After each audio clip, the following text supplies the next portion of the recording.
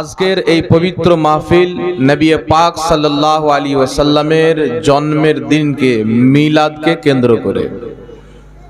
জন্মের আরবি হচ্ছে মিলাদ, মিলাদুন নবী, অর্থাৎ নবী পাকের জন্মে, ওনার দুনিয়াতে আগমনে আমরা যে খুশি। আর এত বড় নিয়ামত এই পবিত্র রবিউল আউয়াল মাসের 12 তারিখে আমরা যে পেয়েছি, তো সেই নিয়ামতকে পেয়ে আল্লাহর শুকরিয়া আদায় করার জন্য এই মাহফিলের আয়োজন করা হয়েছে। আর ঈদে মিলাদুন নবীর মাহফিল,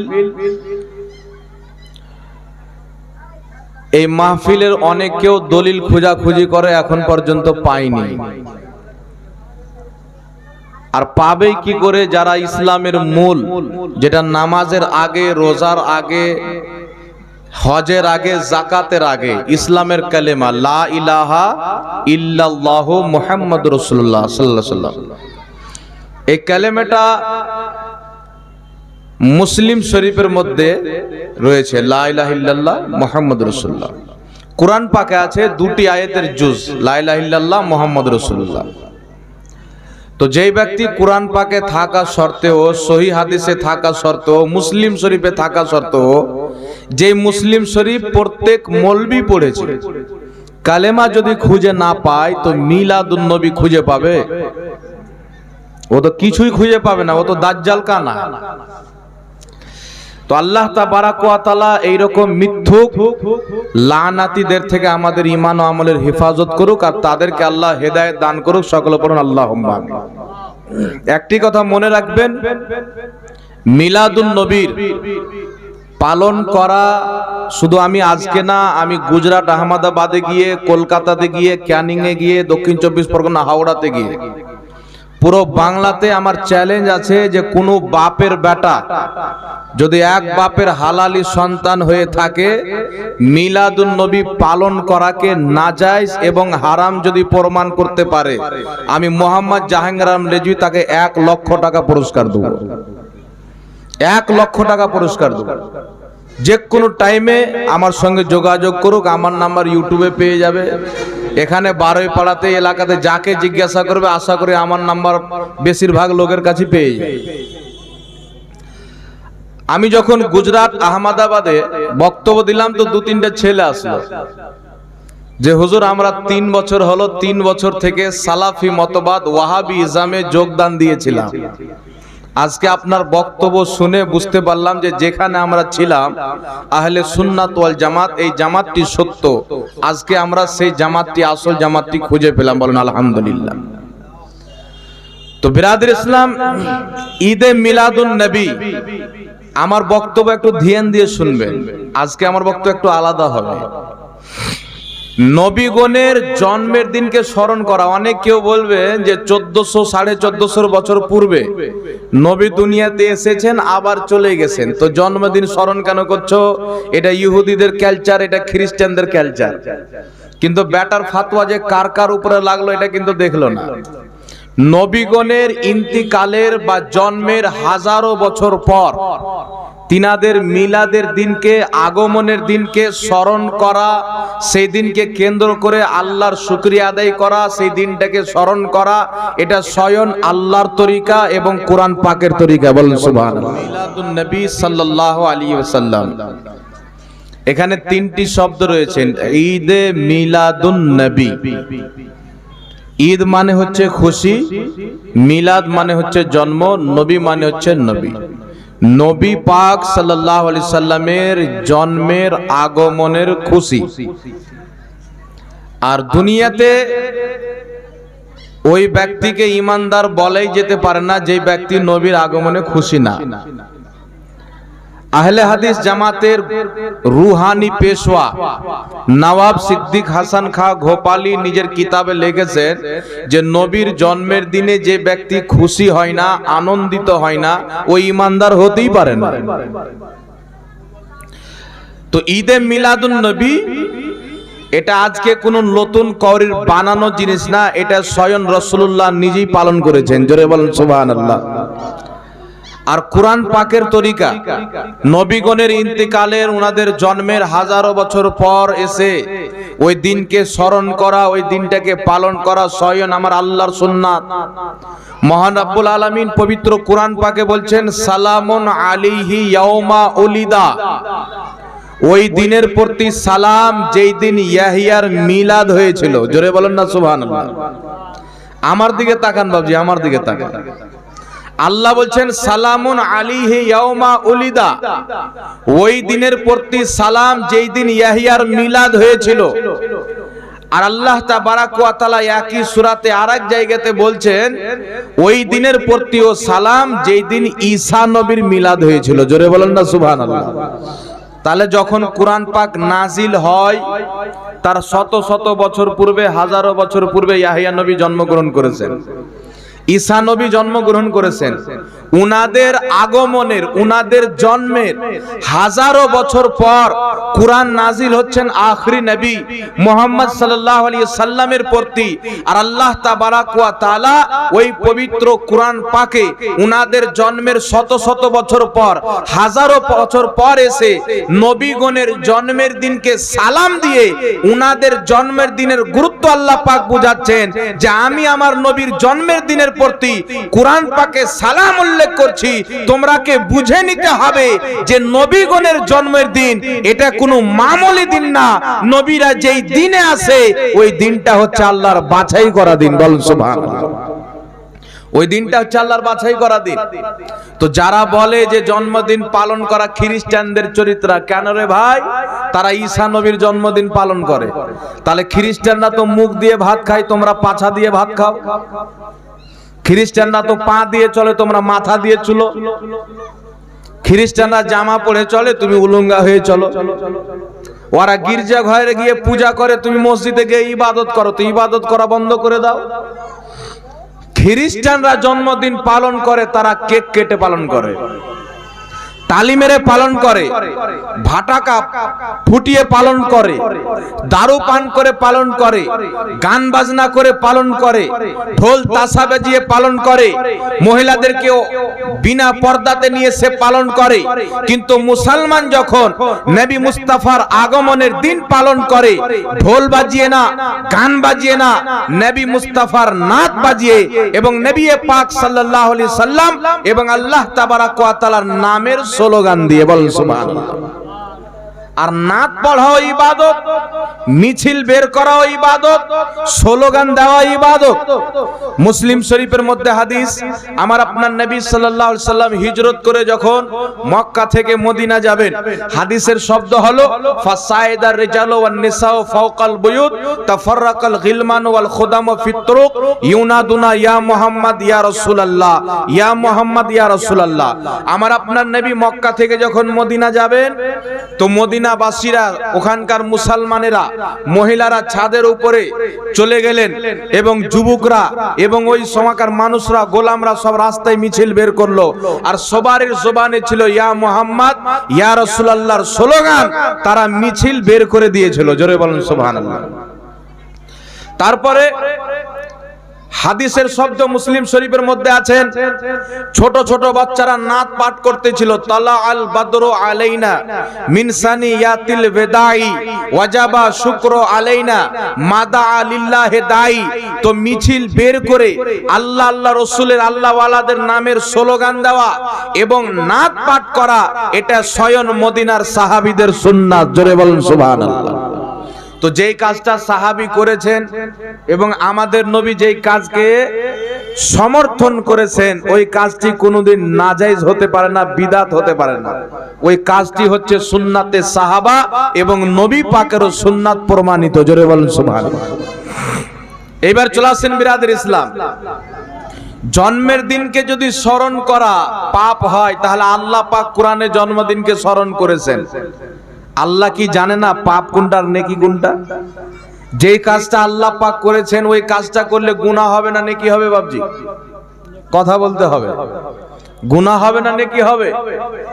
যে কাজ আল্লাহ কোরআনে হাজারো বছর পর এসে নবীগণের জন্মের দিনকে সালাম করছেন, জন্মের দিনের আলোচনা করছেন, কোরআন পাকে আল্লাহ তাবারাক ওয়া তাআলা নবীগণের জন্মের দিনকে সালাম দিয়ে তিনাদের মিলাদের ব্যাপারে বর্ণনা করে মহান রব্বুল আলামিন এটা বুঝিয়ে দিয়েছেন যে নবীগণের মিলাদের বয়ান করা, তাদের জন্মের দিনকে স্মরণ করা নাজায়েজ বা বিদআত না, এটা স্বয়ং আল্লাহ পাকের সুন্নাত। জোরে বলেন সুবহানাল্লাহ। আর একবার চলে আসেন বিরাদের ইসলাম, যাক কোরআন পাক আছেন, হাদিস শরীফের মধ্যে এসেছেন রাসূল পাক সাল্লাল্লাহু আলাইহি ওয়াসাল্লাম নিজের জন্মের দিন প্রত্যেক সপ্তাহ পালন করতেন। মুসলিম শরীফের মধ্যে হাদিস, জিজ্ঞাসা করা হলো হুজুর আপনি প্রত্যেক সোমবারে রোজা কেন রাখেন? রাসূল পাক সাল্লাল্লাহু আলাইহি ওয়াসাল্লাম বললেন ফিহি ওয়ালিদতু, এই দিন আমি জন্মগ্রহণ করেছিলাম, তার কারণে আমার জন্মের দিন আমি যে জন্মগ্রহণ করেছি শুকরিয়া আদায় করার জন্য আমি রোজা রাখি। জোরে বলেন সুবহানাল্লাহ। তো নবী পাক প্রত্যেক সপ্তাহ জন্মের দিন পালন করেছেন রোজা রেখে, তাহলে বোঝা গেল জন্মের দিন পালন করা জায়েজ না, নবীর সুন্নাত। এখন প্রশ্ন হলো যে নবী পাক জন্মের দিন পালন করেছিলেন রোজা রেখে, আপনারা পালন করছেন মিছিল করে, আপনারা পালন করছেন খাওয়া দাওয়ার ব্যবস্থা করে। তো একটি কথা মনে রাখবেন, নবী পাক সাল্লাল্লাহু আলাইহি ওয়াসাল্লাম সোমবারে রোজা রেখেছিলেন, আপনি সোমবারে রোজা রেখে পালন করেন, কোনো মসলা নাই, আরো ভালো কাজ, কোনো সমস্যা নাই। মিছিল করে সেই দিনকে পালন করা, এই মিছিল করাও হাদিস থেকে প্রমাণিত, মুসলিম শরীফের হাদিস। খাওয়া দাওয়ার ব্যবস্থা করা, তো খাওয়া দাওয়ার ব্যবস্থা করাটাও হচ্ছে একটি ইবাদতের কাজ। বুখারী শরীফের মধ্যে হাদিস, প্রথম খণ্ড কিতাবুল ঈমান হাদিস নাম্বার 12, নবী পাককে জিজ্ঞাসা করা হলো ইয়া রাসূলুল্লাহি আইয়ুল ইসলামে খায়রান, ইয়া রাসূলুল্লাহ ইসলামের উত্তম আমল কি? নবী পাক বলেছিলেন তুতঈমুত তাআম ওয়া তাকরাউস সালাম, ইসলামের উত্তম আমল হলো মানুষকে খাওয়া দাওয়া করা এবং মানুষকে সালাম করা। জোরে বলেন সুবহানাল্লাহ। আর নবী পাক সাল্লাল্লাহু আলাইহি সাল্লামের আগমনের দিনে খাওয়া দাওয়ার ব্যবস্থা করাকে অসংখ্য ইমামগণ সওয়াবের কাজ লিখেছেন। যেমন ইমাম জালালউদ্দিন সুয়ুতী রাহমাতুল্লাহ আলাইহি, যাকে সবাই মানে, ইমাম জালালউদ্দিন সুয়ুতী রাহমাতুল্লাহ আলাইহি সাহাবাগণের পর তাবেঈনগণের পর যদি ইমামগণের লিস্ট বানানো হয়, বিজ্ঞ আলিমদের লিস্ট বানানো হয়, তো 20 জন আলিমের মধ্যে একজন নাম আসবে ইমাম জালালউদ্দিন সুয়ুতীর। জোরে বলেন সুবহানাল্লাহ। জগৎ বিখ্যাত ইমাম, নবম শতাব্দীর মুজাদ্দিদ, কমবেশ 500 কিতাবের রাইটার, যিনি হাদিসের কিতাব লিখেছেন, হাদিসের শুরুহাতের কিতাব লিখেছেন, সিরাতের কিতাব লিখেছেন, ফতোয়ার কিতাব লিখেছেন, ইমাম জালালউদ্দিন সুয়ুতী রাহমাতুল্লাহ আলাইহি আল হাবিলিল ফাতাওয়া প্রথম খণ্ড 230 পৃষ্ঠা, বেইরুত লেবাননের ছাপ, সেই 230 পৃষ্ঠার মধ্যে বলছেন নবী পাক সাল্লাল্লাহু আলাইহি সাল্লামের মিলাদের দিনে মুসলমান আনন্দিত হয়ে মানুষকে একত্রিত করে মাহফিলের ব্যবস্থা করা, খাওয়া দাওয়ার ব্যবস্থা করা, এটা কোনোদিন নাজায়েজ হতে পারে না। ইমাম জালালউদ্দিন সুয়ুতী বলছেন এটা জায়েজ কাজ, বরং সওয়াবের কাজ। জোরে বলেন সুবহানাল্লাহ। তো ইমামগণ বলছেন সওয়াবের কাজ, আর ইমাম জালালউদ্দিন সুয়ুতী থাক, যারা বর্তমানে গলা ফেড়ে ফেড়ে এলান করে মিলাদুন নবী পালন করা বিদআত, মিলাদুন নবী পালন করা বিদআত, তাজেরি রুহানি বাপ ইবনে তাহমিয়া, আহলে হাদিস জামাতের ইমাম ইবনে তাহমিয়া নিজের কিতাব ইক্তেদাউল সিরাতে মুস্তাকিম দ্বিতীয় খণ্ড 165 পৃষ্ঠা, বেইরুত লেবাননের ছাপ, সেই কিতাবের মধ্যে 165 পৃষ্ঠার দ্বিতীয় খণ্ড ইক্তেদাউল সিরাতে মুস্তাকিমের মধ্যে লিখছেন যারা নবী পাক সাল্লাল্লাহু আলাইহি সাল্লামের বেলাদতের দিনে, জন্মের দিনে আনন্দিত হয়ে সেই দিনটাকে পালন করে নেক কাজের মাধ্যমে, তাদের জন্য আল্লাহর দরবারে প্রচুর সওয়াব রয়েছে। জোরে বলেন সুবহানাল্লাহ। তো তোমাদের আব্বা বলছে সওয়াব রয়েছে, আর তোমরা বলছো যে গুনাহ আছে, তো তোমাদের আব্বা ভুল না তোমরা ভুল? দুটো ফয়সালা করে দাও। আর যদি বিদআত হয় তাহলে যে জায়েজ বললো, সওয়াব বললো, ইবনে তাহমিয়া সাহেব বিদআতি, তো বিদাতিকে যারা ইমাম মানে তারা সুন্নাতি হবে না বিদাতি হবে? বলেন। ইমাম জালালউদ্দিন সুয়ুতী আল হাবিলিল ফাতাওয়ার মধ্যে বলেছেন মিলাদুন নবী পালন করা যায়। ইবনে তাহমিয়া সাহেব ইক্তেদাউল সিরাতে মুস্তাকিম দ্বিতীয় খণ্ড 165 পৃষ্ঠার মধ্যে বলেছেন মিলাদুন নবী পালন করা যায়। ইমাম জাওজি রাহমাতুল্লাহ আলাইহি বলেছেন মিলাদুন নবী পালন করা যায়। ইবনে কাইয়্যিম বলেছেন মিলাদুন নবী পালন করা যায়। ইমাম ইবনে কাসির রাহমাতুল্লাহ আলাইহি আল বিদায়া ওয়ান নিহায়ার মধ্যে মিলাদুন নবীর আলোচনা করে বুঝিয়ে দিয়েছেন মিলাদুন নবী পালন করা শুধু জায়েজ নয়, এটা সওয়াবের কাজ এবং মুসলমানদের কর্তব্য। কারণ মুহাম্মদ রাসূলুল্লাহ তো রাহমাতুল লিল আলামিন হয়ে এসেছেন, কিন্তু তিনি হাকিকতে রহমত হচ্ছে যারা তার কলমা পাঠ করেছেন তাদের জন্য তিনি একটি খাস নিয়ামত। জোরে বলেন সুবহানাল্লাহ। একটি খাস নিয়ামত, একটি খাস রহমত। যতগণ ইমাম মিলাদুন নবীকে জায়েজ বলেছেন কিয়ামত পর্যন্ত কোন মোল্লা তাদেরকে বিদাতি বলতে পারবে না। ইবনে তাহমিয়াকে বাপের বেটা থাকলে বিদাতি বলে দেখা, 1 লক্ষ টাকা পুরস্কার আমি দেব। ইমাম জালালউদ্দিন সুয়ুতীকে ক্ষমতা থাকলে বিদাতি প্রমাণ করে দেখা। আর ইমাম জালালউদ্দিন সুয়ুতী রাহমাতুল্লাহ আলাইহি শাইখুল ইসলাম ইমাম ইবনে হাজার আসকালানী রাহমাতুল্লাহ আলাইহির ব্যাপারে উল্লেখ করেছেন যে মিলাদুন নবীর দলিল ইমাম ইবনে হাজার আসকালানী শাইখুল ইসলাম রাহমাতুল্লাহ আলাইহি, যিনি অনেক কিতাব লিখে উম্মতকে উপহার দিয়েছেন, তিনি মিলাদুন নবীর দলিল কোরআন সুন্নাহ থেকে বের করেছেন। জোরে বলেন সুবহানাল্লাহ। আর আজকে যে আপনারা মিলাদুন নবীর মাহফিল করেছেন এটা নাজায়েজ না, এটা হচ্ছে সুন্নাতে মুস্তাফা। মায়েশা সিদ্দিকা বলেন নবী পাক সাল্লাল্লাহু আলাইহি সাল্লাম এবং আবু বকর সিদ্দিক রাদিয়াল্লাহু তাআলা আনহু আমার হুজরাতে উপস্থিত ছিলেন। উপস্থিত হয়ে কি করছিলেন? মিলাদ ও হুমাইন্দি, তারা দুইজনে নিজ নিজ মিলাদ পালন করেছে। জোরে বলেন সুবহানাল্লাহ। তো নবী পাকের মিলাদ পালন করা, মিলাদের মাহফিল করা, এটা সুন্নাত, নবী পাকের সুন্নাত।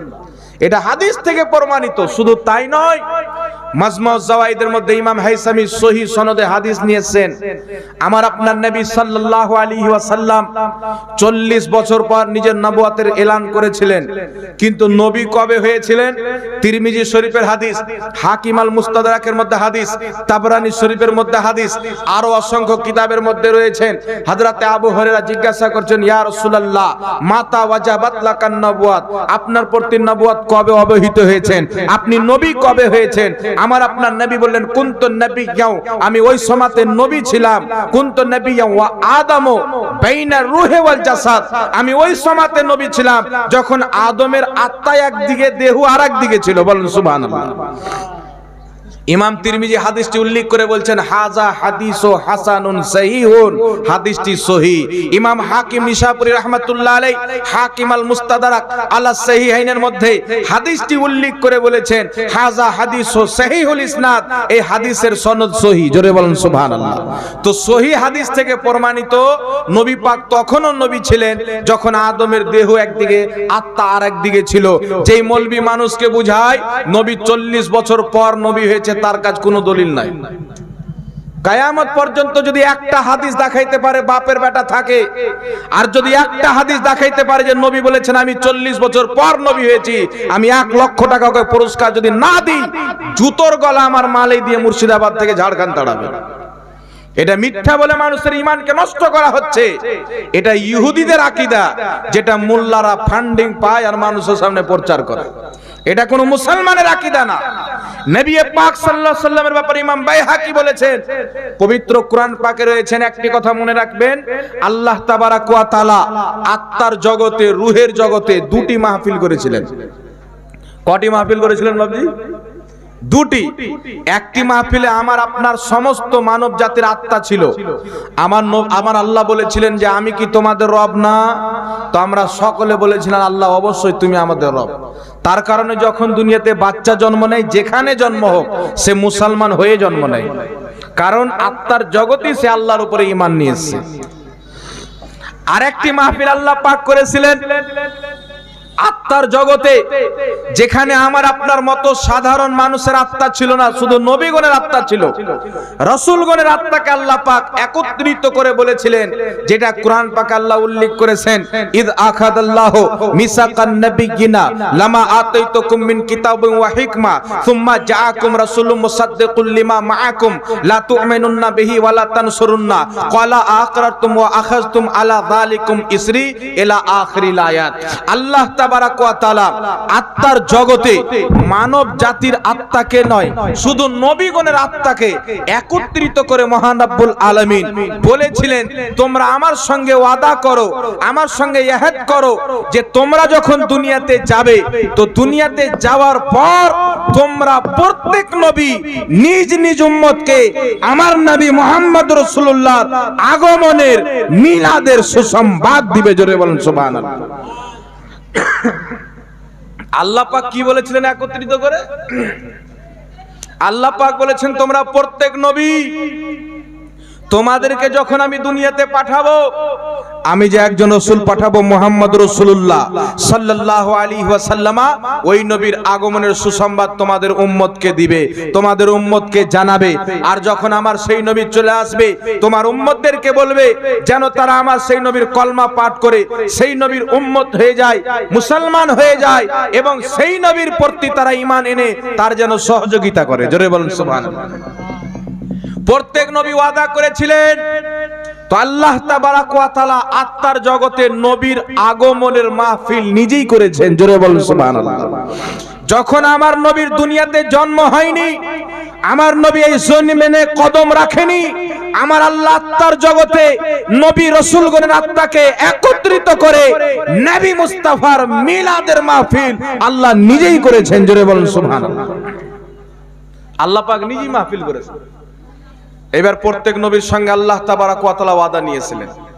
তো নবী পাক সাল্লাল্লাহু আলাইহি ওয়াসাল্লামের ব্যাপারে ইমাম বাইহাকী সহ লিখেছেন যে ওই যে আত্মার জগতে আমাদের নবীর ব্যাপারে আল্লাহ বলেছিলেন আমি একজন নবী পাঠাবো, তখনই আমাদের নবীকে নবী বানিয়ে দেওয়া হয়েছিল। যখন আদমকে দুনিয়ায় পাঠা হয়নি, ইব্রাহিমকে পাঠা হয়নি, কোন নবীকে যখন দুনিয়াতে পাঠা হয়নি, মুহাম্মদ রাসূলুল্লাহকে আল্লাহ তাবারাক ওয়া তাআলা নবুয়ত দিয়ে নবী বানিয়ে দিয়েছিলেন। জোরে বলেন সুবহানাল্লাহ। উনি আত্মার জগৎ থেকে নবী ছিলেন। আবার কোন মৌলবী দেখতে পাওয়া যায় বলে যে প্রত্যেক নবী 40 বছর পর নবী হয়েছে। এই রকম আকীদা যদি কেউ রাখে, প্রত্যেক নবী 40 বছর পর নবী হয়েছে, কুরআন পাকের দৃষ্টিতে ওই কাফির হয়ে যায়, মুসলমান থাকে না। কেন? যখন ঈসা আলাইহিস সালাম মারিয়ামের কোলে ছিলেন, গ্রামবাসী জিজ্ঞাসা করেছিল, মারিয়াম এই সন্তানটা কে? তো মারিয়াম রাদিয়াল্লাহু তাআলা আনহা বলেছিলেন, তাকে জিজ্ঞাসা করো।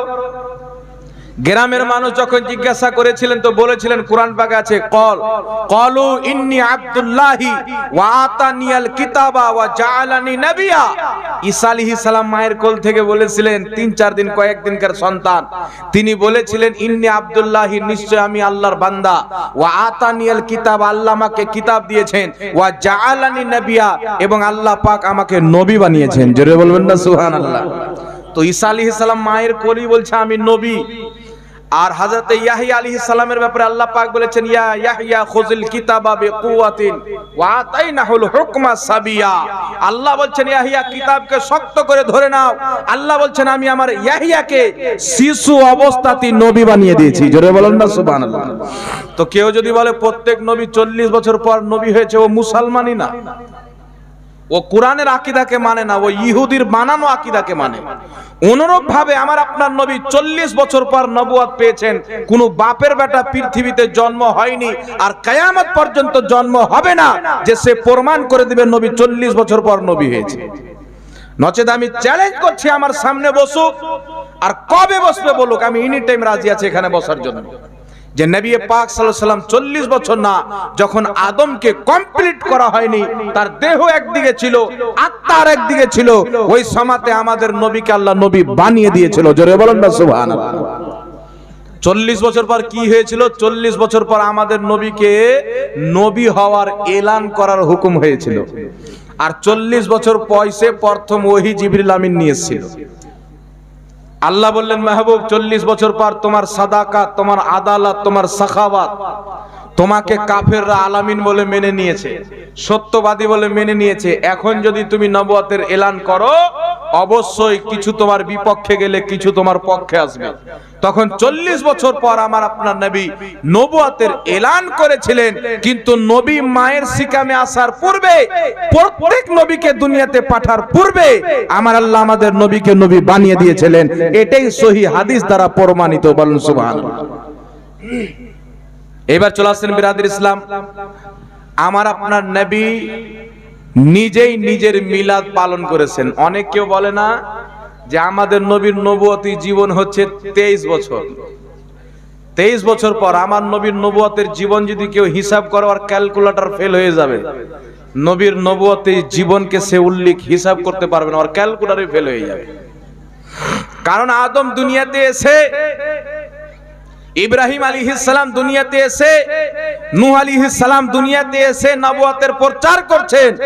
ওই সময়তে আমার নবী আল্লাহর নিকটে নবুয়ত পেয়ে গেছেন। জোরে বলেন না সুবহানাল্লাহ। কিন্তু 23 বছর নবী পাক সাল্লাল্লাহু আলাইহি সাল্লাম নবুয়ত প্রকাশ্য হচ্ছে 23 বছরে। 40 বছর পর নবুয়তের প্রকাশ্য করেছিলেন, এলান করেছিলেন নবুয়তে। কিন্তু নবী অনেক আগে হয়েছিলেন। নবী পাক সাল্লাল্লাহু আলাইহি সাল্লামের ব্যাপারে প্রশ্ন করা হয়, আবু বকর করেছিল, সাহাবী করেছিল, নবী করেছিল। বেটা মাজমু জাওয়াইদের মধ্যে হাদিস, আমার নবী এবং আবু বকর সিদ্দিক নিজেই মিলাদের মাহফিল করেছেন। সুবহানাল্লাহ বলেন। মাজমু জাওয়াইদের মধ্যে ইমাম হাইসামি লিখেছেন, আমার আপনার নবী যখন নবুয়তের এলান করলেন 40 বছর পর, 40 বছর পর রাসূল আকরাম নূরে মুজাসসাম সাল্লাল্লাহু তাআলা আলাইহি ওয়া আলিহি ওয়াসাল্লাম নিজের আকিকা নিজে দিলেন। হাদিসের শব্দ আছে আক্কা রাসূলুল্লাহ সাল্লাল্লাহু আলাইহি ওয়াসাল্লাম, আমার নবী নিজের আকিকা দিলে জানোয়ার জবাই করলেন, ছাগল জবাই করার পরে সাহাবীদেরকে খাওয়ালেন। কত বছর পর? 40 বছর পর। ইমাম সিউতি রাহমাহুল্লাহ নিজের কিতাব আল হাবিলিল ফাতাওয়ার মধ্যে লিখেছেন, এবং হাদিসের কিতাবও এসেছেন, আমার আপনার নবী যেই দিন জন্মগ্রহণ করেছিলেন, নবী পাকের মিলাদের 7 দিনকার দিন তিনার দাদা আব্দুল মুত্তালিব নবীর আকিকা দিয়ে দিয়েছিলেন। সুবহানাল্লাহ বলবেন। আমার নবীর আকিকা 7 দিনের দিন তিনার দাদা দিয়ে দিয়েছিলেন। তাহলে আকিকা তো 2 দিন হয় না। আর যারা মিলাদুন নবীর বিরুদ্ধে গলা ফাঁড়ে তাদের নিকটে তো 7 দিন পর আকিকা হয় না। তাহলে আমার আপনার নবী 40 বছর পর সহিহ সনদে হাদিস, ইমাম হাইসামি হাদিসটি উল্লেখ করে বলেছেন হাদিসটি সহিহ। মাজমু জাওয়াইদের মধ্যে নবুয়তের এলান করার পর নবী 40 বছর পর নিজের আকিকা নিজে করছেন, জানোয়ার জবাই করে নিজের জন্মের দিনের খুশিতে সাহাবীদেরকে খাওয়াচ্ছেন। আমরা মিলাদুন নবীর এই হাদিসটিকে দলিল দিই, কিন্তু যারা মিলাদুন নবীর বিরোধিতা করে তিনারা বলে যে এটা তো নবী আকিকা দিয়েছেন। তো আকিকা দিলেও তো আমাদের মসলা ক্লিয়ার। বেটা 40 বছর পর আমার নবী আকিকা নিজের আকিকা দিয়েছেন। আকিকা কাকে বলে?